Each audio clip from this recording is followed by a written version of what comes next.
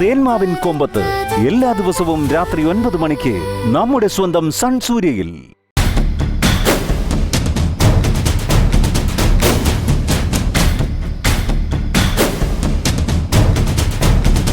അവളെ ഏത് മാളത്ത് പോയി ഒളിച്ചാലും പിന്നീടൊന്ന് ഇറങ്ങി പുറപ്പെട്ടാ കണ്ടുപിടിക്കാനൊക്കെ പറ്റും.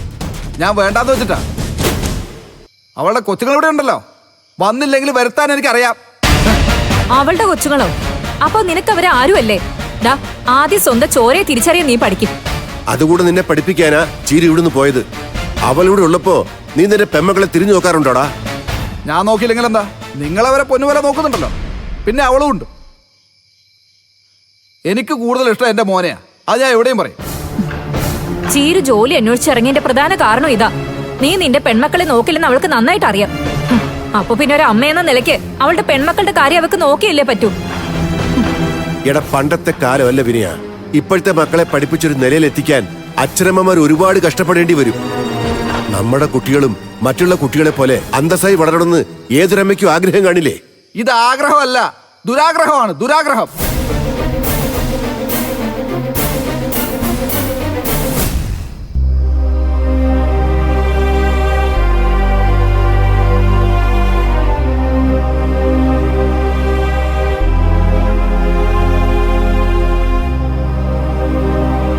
മക്കളോട് സ്നേഹമുള്ള അമ്മമാർ ആദ്യം ചെയ്യേണ്ടത് കുഞ്ഞുങ്ങൾക്ക് സ്നേഹവും വാത്സല്യവും ആവശ്യമുള്ള പ്രായം വരെ കൊടുത്ത് അവരെ ചേർത്ത് പിടിച്ച് കൂടെ നിർത്തുക എന്നുള്ളതാ.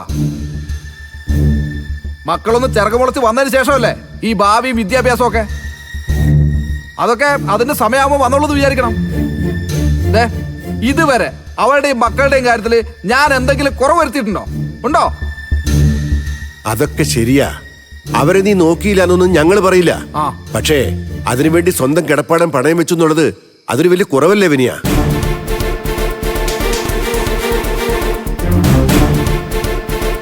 നിന്റെ അമ്മ അത് നിന്നോടുള്ള സ്നേഹം കൊണ്ട് ക്ഷമിക്കും. അതുപോലെ മക്കളോട് സ്നേഹമുള്ള അമ്മയാ ചീരു. അവളുടെ മക്കൾ അനുഭവിക്കേണ്ട സ്വത്താ നീ മുടിക്കാൻ പോകുന്നത്.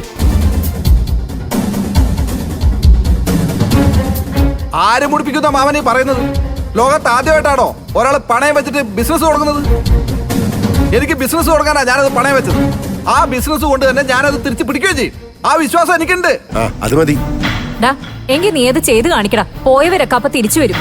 നിന്റെ മിടുക്ക് നീ ഇനി അങ്ങനെയാ കാണിക്കേണ്ടത്. അത് തന്നെയാ അമ്മേ എന്റെ തീരുമാനം. എനിക്കറിയാവുന്നൊരു ജോലിയുണ്ട്.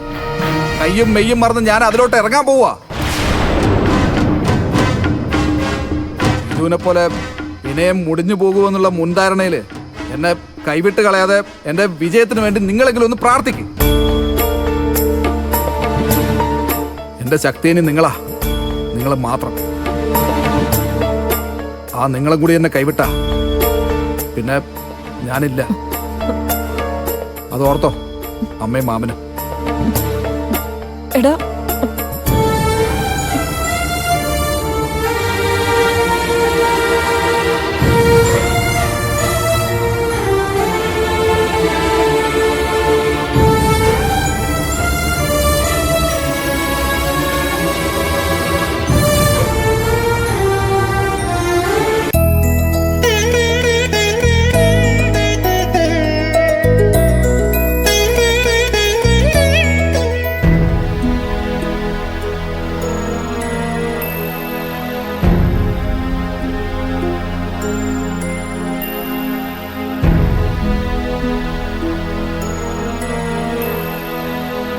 നീ മോനെയും കൊണ്ട് ഇവിടെ വന്നിട്ട് എത്ര ദിവസമായെന്നറിയോ?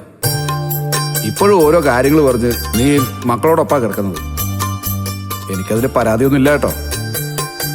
കുറച്ച് സമയം ഇതുപോലെ എനിക്ക് വേണ്ടി ചെലവഴിച്ചാൽ മതി. മക്കളുടെ കാര്യത്തിൽ കൂടുതൽ ശ്രദ്ധ വേണ്ട സമയമല്ലേ വിനേട്ടാ? അവരല്ലേ ഇനി നമ്മുടെ പ്രതീക്ഷ. നിനക്ക് മക്കളോടുള്ള കരുതലും ഇഷ്ടമൊക്കെ ഞാൻ മനസ്സിലാക്കുന്നു. എനിക്കും അങ്ങനെയൊക്കെ ചിന്തിക്കാനുള്ള മനസ്സിപ്പോ ഉണ്ട്. അപ്പൊ പിന്നെ മക്കളോടൊപ്പം എന്നെ കൂടി ഉൾപ്പെടുത്തിക്കൂടെ?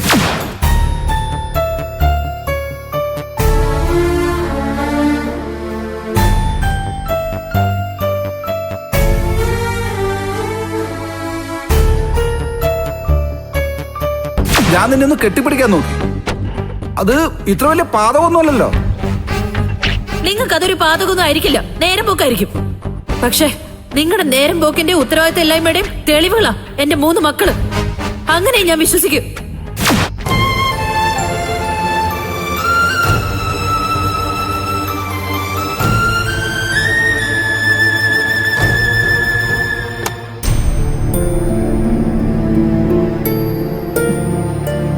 വിനയ, എന്താമേ ചീരു വന്നോ?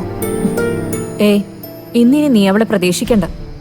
ചേരു അച്ഛനെ കണ്ട ശേഷം നാളെ ഇങ്ങ് വരുമായിരിക്കും. ഡാ, അത്താഴപ്പട്ടിണി വെറുതെ കിടക്കണ്ട. ദേ ഈ പാല് കുടിച്ച്. അവിടെ വെച്ചേക്ക്, ഞാൻ കുടിച്ചോളാം. കുടിക്കടാ. അവിടെ വെക്കമ്മേ. മോൻ ജനിച്ചതോടെ എൻ്റെ എല്ലാ സമയദോഷം മാറിയെന്നാണ് ഞാൻ വിചാരിച്ചത്. പക്ഷെ ഓരോന്ന് കലങ്ങി തെളിയുമ്പോഴേക്കും വീണ്ടും വീണ്ടും.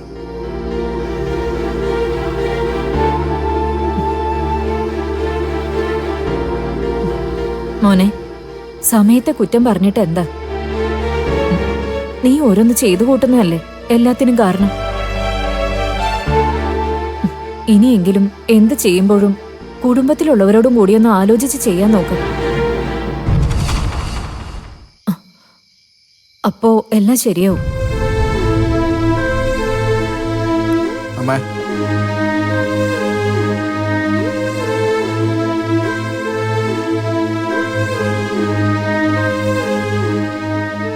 ചീരുവിനെ തിരിച്ചു വരുമെന്ന് അമ്മയ്ക്ക് തോന്നുന്നുണ്ടോ? പിന്നെ തിരിച്ചു വരാതെ നിനക്കെന്താ അങ്ങനെ ഒരു സംശയം? എനിക്ക് സംശയമുണ്ടെന്ന്. അവളുടെ വീട്ടുകാരുമായി ആലോചിച്ച് വേറെ എന്തൊക്കെയോ പ്ലാൻ ചെയ്യുന്നുണ്ടോ? വേറെന്ത് പ്ലാൻ ചെയ്യാൻ? അതെനിക്കറിയില്ല. എന്തായാലും നാളെ രാവിലേക്ക് ചീരുവിനെ കുറിച്ചുള്ള എന്തെങ്കിലും ഒരു വിവരം ആരെങ്കിലും എന്നെ അറിയിച്ചില്ലെങ്കിൽ എന്റെ ഭാര്യയെ കാണാനില്ലെന്ന് പറഞ്ഞ് ഞാൻ പോലീസ് സ്റ്റേഷനിൽ ഒരു പരാതി കൊടുക്കും. മോനെ, അതൊക്കെ വേണോ? നമുക്ക് വേണമെങ്കിൽ നാളെ പോയി മാഷിനെ കണ്ട് സംസാരിക്കാം. അതല്ലേ കുറച്ചുകൂടെ നല്ലത്. അതുപോലെ നമ്മളെയൊക്കെ വിഡ്ഢികളാക്കി അവളങ്ങനെ കടന്നു കളയാൻ പാടില്ലല്ലോ. ഒരു പരാതി കൊടുത്താൽ നമുക്ക് നമ്മുടെ ഭാഗം ക്ലിയർ ചെയ്ത് വെക്കാം. പിന്നീട് അത് ഗുണം ചെയ്യുകയും ചെയ്യും. മോനെ, നീ വീണ്ടും വക്രബുദ്ധി കാണിക്കല്ലേ. ഇതൊക്കെ അബദ്ധത്തിൽ ചെന്നേ അവസാനിക്കുള്ളൂ. ഒരബദ്ധവും ഇല്ല. അമ്മ ഇപ്പൊ ടെൻഷൻ ആവാതെ പോയി കിടക്കും. ബാക്കി കാര്യങ്ങളൊക്കെ ഞാൻ നോക്കിക്കോളാം. അമ്മയും മാമനും രാവിലെ എൻ്റെ കൂടെ ഒന്ന് വന്നാൽ മതി. മോനെ, അമ്മ പോയിക്കോ. Good night.